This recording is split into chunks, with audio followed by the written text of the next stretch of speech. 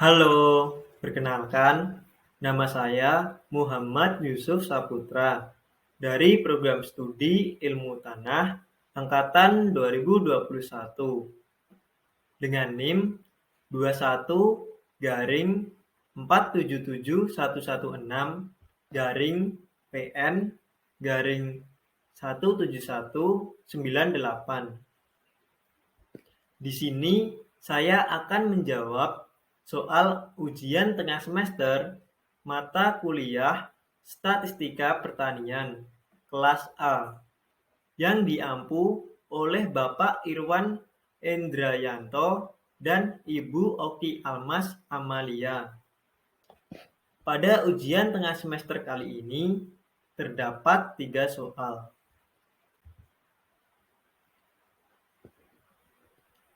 Soal 1.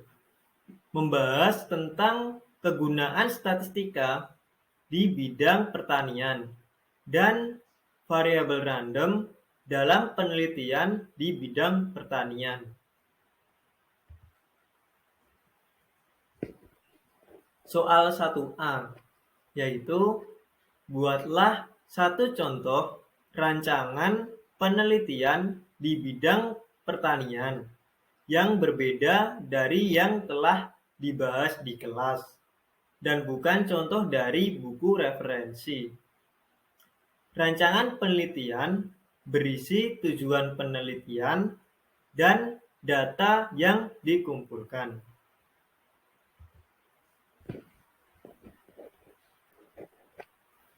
Rancangan penelitian yang saya buat dengan judul Pengaruh Pupuk Kompos dan Air terhadap pertumbuhan tanaman cabai merah dengan nama latin Capsicum annum di Samas, Bantul, Daerah Istimewa Yogyakarta.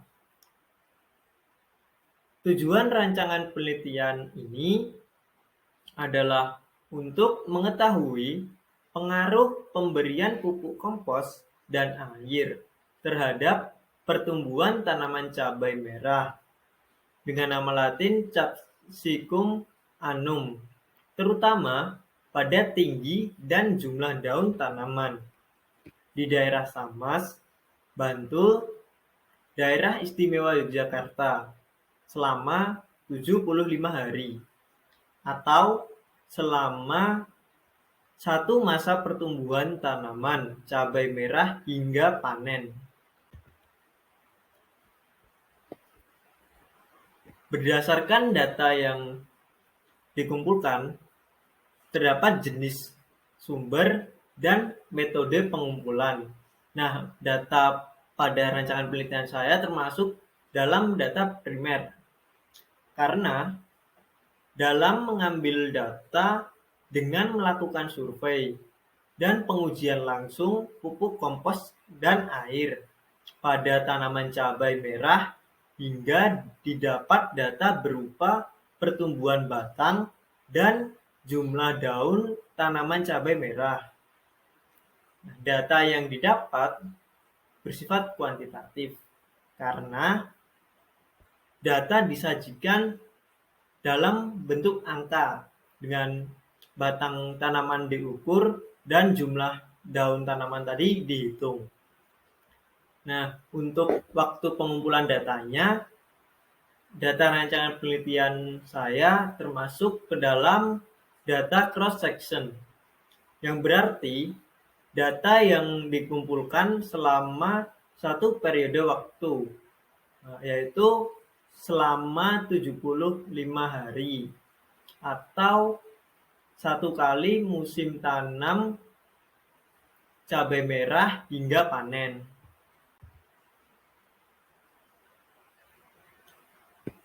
Nah, data yang didapat berupa tinggi tanaman cabai merah yang diukur menggunakan penggaris pada hari ke-28, hari ke-56, dan hari ke-75.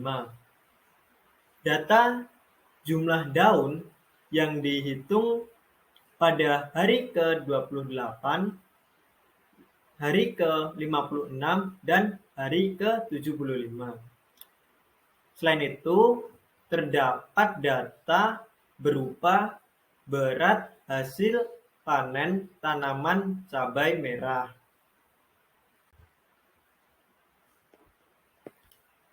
Selanjutnya, soal 1B. Jelaskan konsep variabel random. Selanjutnya, dari contoh rancangan penelitian yang saudara rumuskan di poin A di atas, sebutkan variabel randomnya. Variabel random bisa lebih dari satu.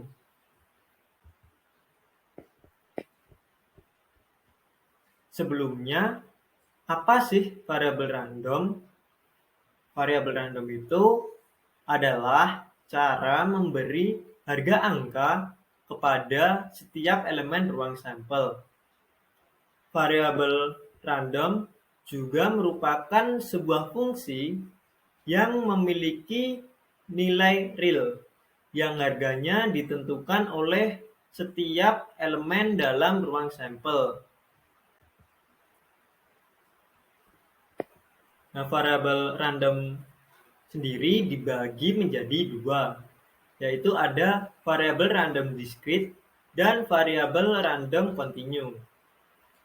Variabel random discrete memiliki kemungkinan nilai bilangan cacah yang berhingga. Variabel random discrete berlaku pada ruang sampel discrete. Nah, sedangkan variabel random continue memiliki kemungkinan nilai yang tidak berhingga. Nah, biasanya seperti pecahan atau bilangan desimal yang berlaku pada sampel continue. Berdasarkan rancangan penelitian yang sudah saya buat pada soal 1A tadi, variabel random discrete meliputi jumlah benih yang ditanam dan jumlah tanaman yang tumbuh. Mengapa jumlah benih dan jumlah tanaman yang tumbuh termasuk ke dalam variabel random discrete? Karena memiliki nilai bilangan cacah yang berhingga. Misalnya, pada jumlah benih yang ditanam, misalnya ada sebanyak 2.700 benih pada lahan 1 hektar. Atau dari 2.700 benih tadi yang dapat tumbuh hanya 2.500 benih saja.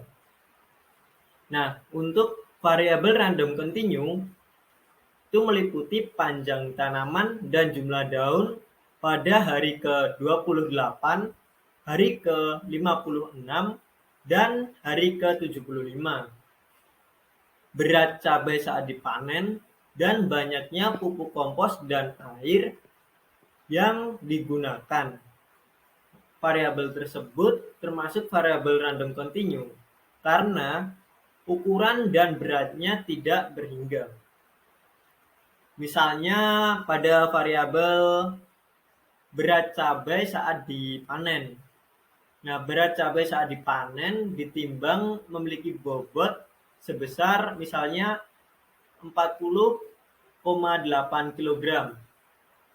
Nah, padahal berat cabai saat dipanen tersebut bisa saja 40,8 kg lebih atau kurang.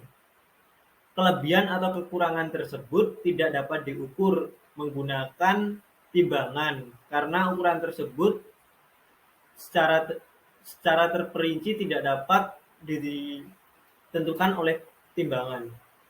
Nah, begitu juga pada variabel lain pada variabel random continue tersebut. Nah, untuk soal nomor 2.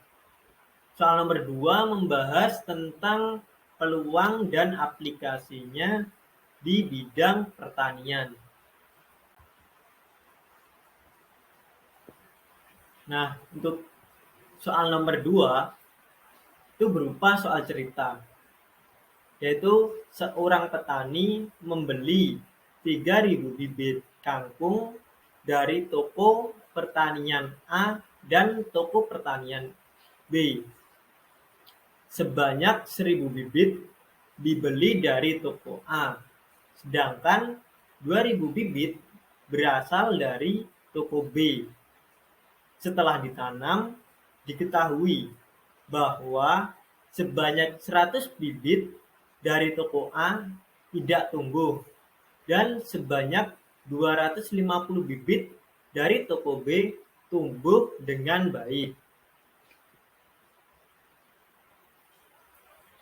Nah, dari soal tersebut dapat diketahui bahwa sebanyak 3.000 bibit dari toko A dan toko B. Nah, itu 3.000 itu total semua dari toko A dan toko B. Yang dari toko A itu 1.000 bibit dan dari toko B itu 2.000 bibit. Nah, 1.000 bibit dari toko A terdapat 10 tidak dapat tumbuh. Nah, berarti untuk mengetahui yang tumbuh itu 1.000 dikurangi 100 yang tidak tumbuh. Berarti terdapat 900 bibit yang tumbuh dengan baik. Sedangkan di toko B itu terdapat 2.000 bibit. Dengan 250 bibit tumbuh dengan baik, maka terdapat 1.750 bibit yang tidak dapat tumbuh dari toko B. Nah, untuk soal 2A, buatlah tabel kontingensi dari kasus di atas, maksudnya pada soal 2 tadi, dengan format berikut. Nah, pada format tersebut terdapat tabel dengan parameter toko pertanian, yaitu toko A dan toko B, dan terdapat kategori bibit. Itu terdapat bibit yang dikategorikan dalam tumbuh dengan baik dan bibit yang dikategorikan tidak tumbuh. Nah, untuk total bibit sendiri terdapat 3.000 bibit.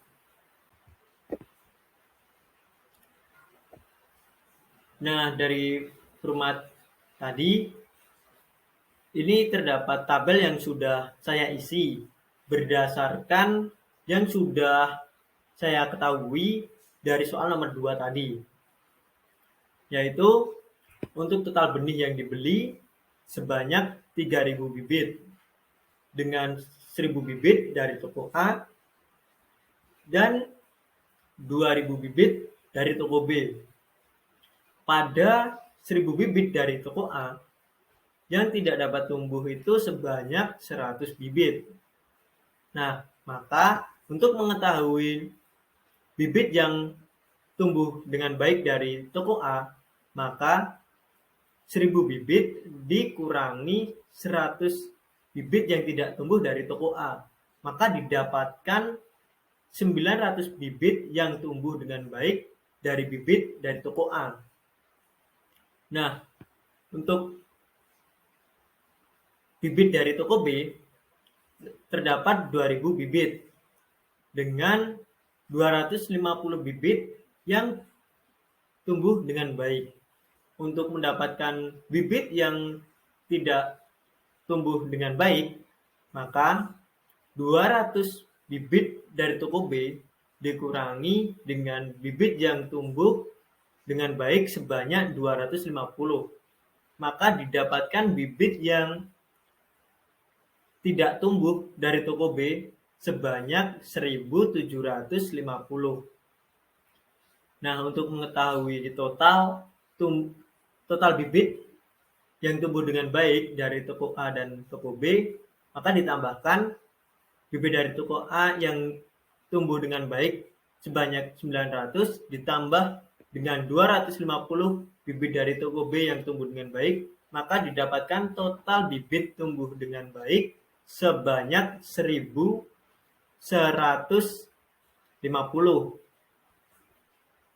Nah, untuk mengetahui bibit yang tidak tumbuh dari toko A dan toko B, totalnya itu dengan menambahkan bibit yang tidak tumbuh dari toko A dan toko B, yaitu sebanyak 100 bibit ditambah 1.750 bibit dari toko B. Maka didapatkan total bibit yang tidak tumbuh sebanyak 1.850.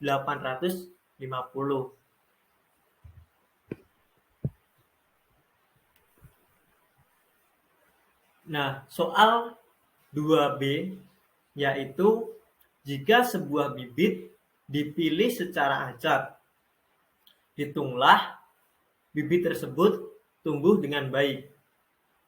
Nah, dari soal tersebut berdasarkan tabel sebelumnya tadi yang sudah kita bahas di 2A, maka kita dapat menggunakan rumus total bibit kangkung tumbuh dengan baik dibagi total bibit kangkung. Dengan total bibit kangkung tumbuh dengan baik sebanyak 1.150 bibit dibagi total bibit kangkung sebanyak 3.000 bibit, maka didapatkan nilai 0,383. Maka peluang yang tumbuh dengan baik adalah 0,383.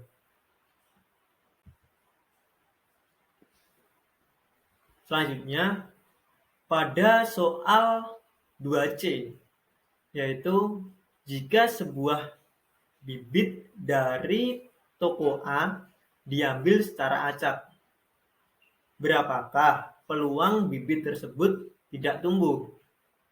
Nah, untuk mengetahui rumusnya, kita bisa menggunakan bibit dari toko A yang tidak tumbuh dibagi dengan total bibit dari toko A. Untuk bibit dari toko A yang tidak tumbuh sebanyak 100 bibit dibagi dengan total bibit dari toko A sebanyak 1.000 bibit, maka didapatkan nilai 0,1. Maka peluang terambil bibit dari toko A yang tidak tumbuh sebesar 0,1.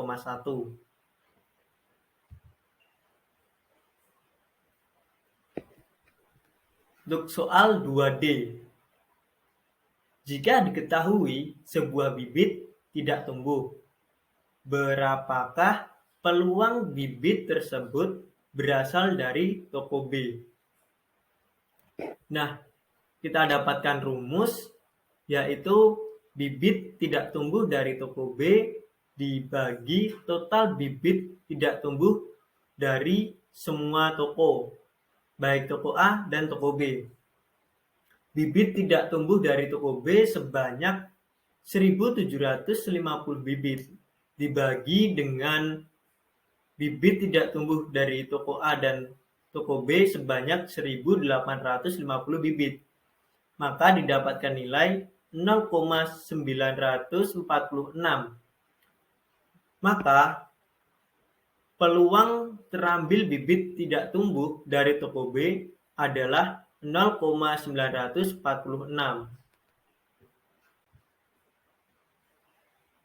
Nah, untuk soal selanjutnya yaitu soal nomor 3. Soal nomor 3 ini membahas tentang aplikasi distribusi variabel random discrete di bidang pertanian. Untuk soal nomor 3, yaitu jelaskan untuk kasus seperti apa distribusi Poisson digunakan. Distribusi Poisson itu apa sih? Distribusi Poisson merupakan salah satu distribusi variabel random discrete. Distribusi Poisson adalah pendekatan distribusi binominal saat N atau jumlah percobaan cukup besar dan P atau peluang suksesnya cukup kecil.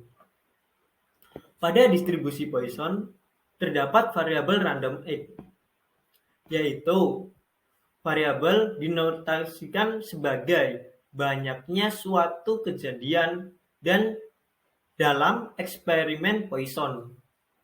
Nah, terdapat juga lambda.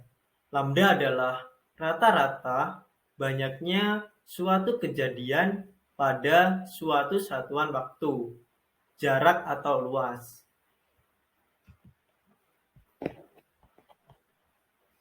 Nah, distribusi Poisson sendiri memiliki distribusi peluang, yaitu dengan E pangkat min lambda dikali lambda pangkat X dibagi X faktorial.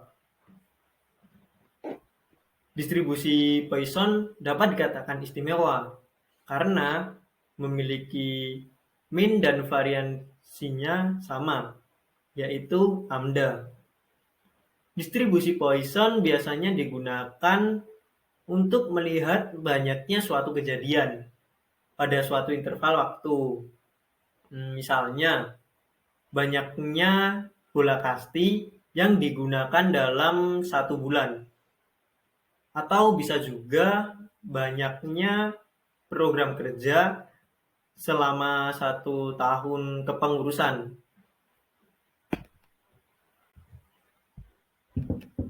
Nah, untuk soal 3B, yaitu bersama kelompok Anda, carilah aplikasi distribusi Poisson di bidang pertanian.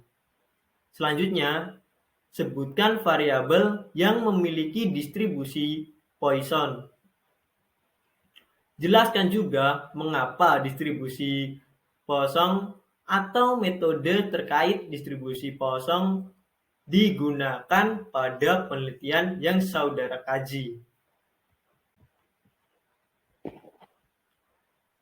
Nah, untuk distribusi Poisson di bidang pertanian yang sudah kelompok saya pilih itu dengan judul pengaruh suhu dan kerapatan inang terhadap superparasitime oleh Eriborus argenteophylosus, implikasi bagi pengendalian hayati. Nah, pada penelitian yang sudah kelompok saya pilih ini terdapat variabel yang memiliki distribusi Poisson. Pada penelitian tersebut adalah pengaruh suhu dan kerapatan inang terhadap superparasitisme pada larva yang berisi 0, 1, 2, 3, dan lebih dari 3 telur parasitoid. Untuk metode distribusi Poisson pada penelitian tersebut dilakukan saat analisis superparasitasi pada larva inang dengan variabel bebasnya berupa kerapatan inang dan suhu. Nah, variabel bebas kerapatan inang dan suhu ini berhubungan dengan kemungkinan terjadinya kejadian superparasitisme dan telur maksimal pada suatu interval waktu.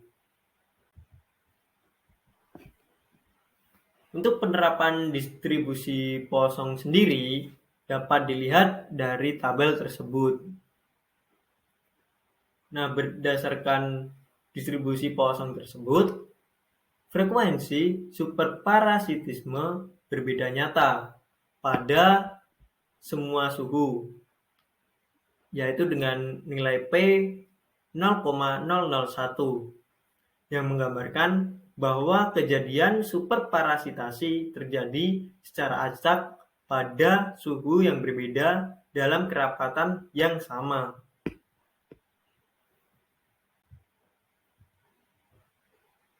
Baik, cukup sekian jawaban ujian tengah semester mata kuliah Statistika Pertanian kelas A. Mohon maaf apabila banyak salah kata. Terima kasih.